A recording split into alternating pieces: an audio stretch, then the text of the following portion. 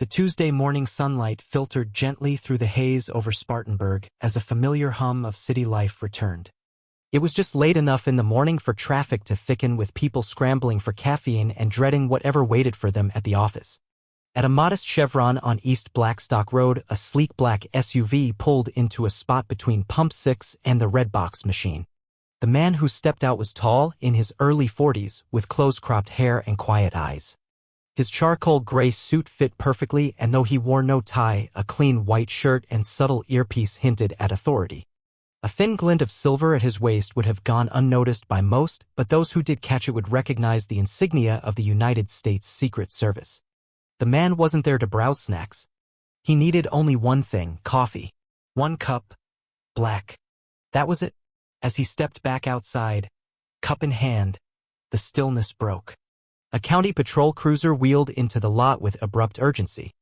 The deputy, Ray Tinsley, was thick-chested, with a buzz cut and mirrored aviators despite the overcast sky. The SUV had caught his attention, and so had the man in the suit. Without a greeting, he strode over. "You with that vehicle?" he asked, one hand resting on his sidearm. The man didn't flinch. "Yes, sir." "Keys? You got registration?" "Name?" "Sir, I'm on official duty. I can show you my—" "I asked for your name," Tinsley interrupted, his voice louder, hand now gripping his holster. People nearby at the pump started to take notice. "My name is Deputy Chief Malcolm Trenton, United States Secret Service," he replied calmly. But that only made Tinsley bristle. He stepped closer, posture combative. "That your cousin's car? You lifted off someone? You look real confident in that suit." "My credentials are in my inner jacket pocket. I can reach for them slowly." "I've seen fake badges before," Tinsley muttered, then, without warning, drew his gun. Gasps erupted. A woman at Pump 2 covered her mouth. Malcolm set the coffee down, knelt slowly, and laced his fingers behind his head. "I am not a threat," he said evenly. "My badge is in my left inside pocket." Tinsley chuckled. "Man thinks he's in a movie." As onlookers pulled out their phones, the deputy began circling Malcolm. "Bet you got backup in that SUV. Huh?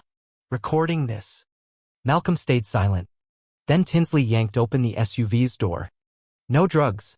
No weapons. Just a laptop docked into the console and a federal ID clipped to the glove box." For a moment, he hesitated.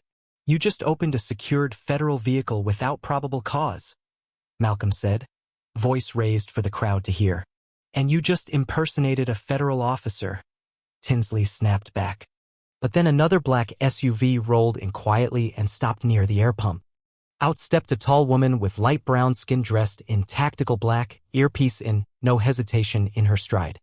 "Dre status?" she asked. "Non-compliant local officer. Weapon drawn.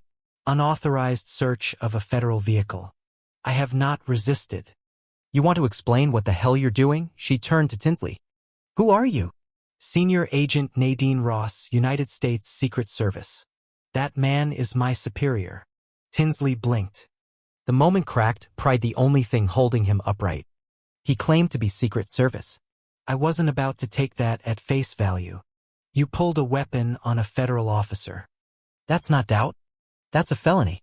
Another SUV arrived, more aggressive this time. 2 agents exited, guns holstered but alert. One approached quietly. "Deputy Chief Trenton, are you injured?" "No, sir. Body cams are active. Witnesses are filming." "Weapon was drawn before ID check confirmed." "Confirmed. You may stand, sir." Malcolm stood, calm.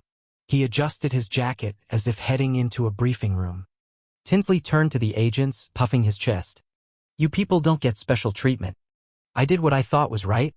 "You thought wrong," said the senior agent. "You're the subject of a misconduct investigation." A man shouted, "Got it all on video."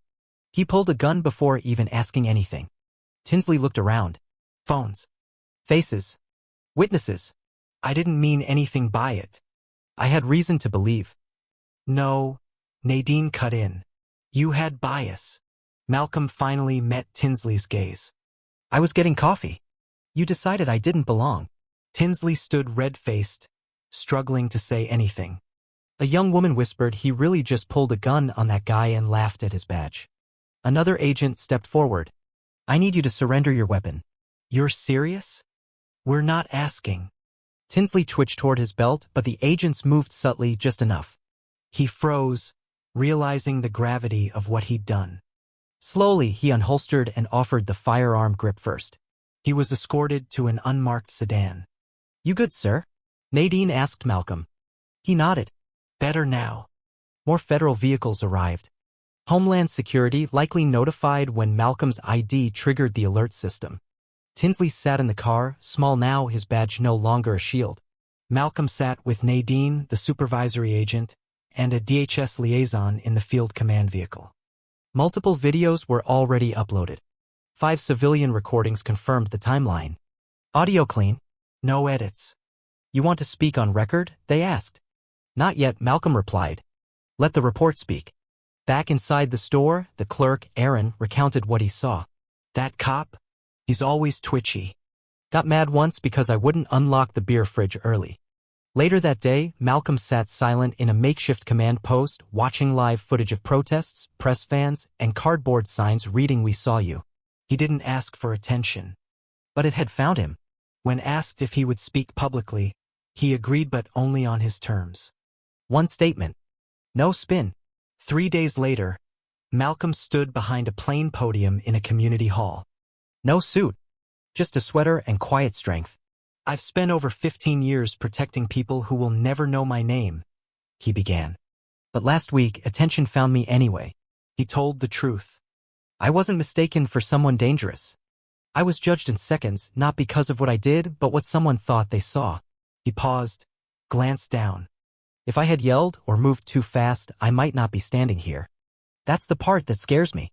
He spoke not with bitterness, but clarity, dignity, purpose. Afterward, an older man approached. 31 years in law enforcement. What happened embarrassed me. But hearing you speak it reminded me what the badge is supposed to mean. Later, with his niece Bria, Malcolm sat at a kitchen table. Did people believe you? She asked. I think so. Will it happen again? He didn't answer immediately. Maybe. But now people are watching. Listening. She nodded. You didn't yell. No, he said. But I spoke loud enough. The investigation concluded 2 weeks later. Tinsley was suspended without pay.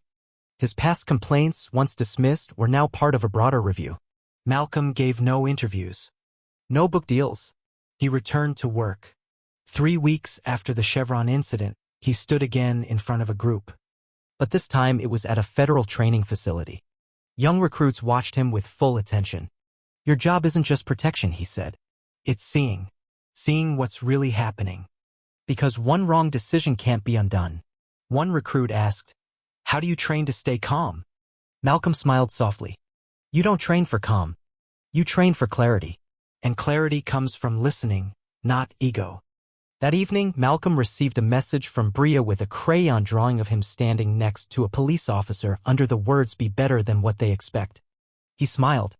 Not because everything was okay, but because something had changed. Some stories don't end. They keep teaching. And this one taught that the loudest truth doesn't always come from shouting. Sometimes it walks quietly, stands calmly, and holds the line when no one else does.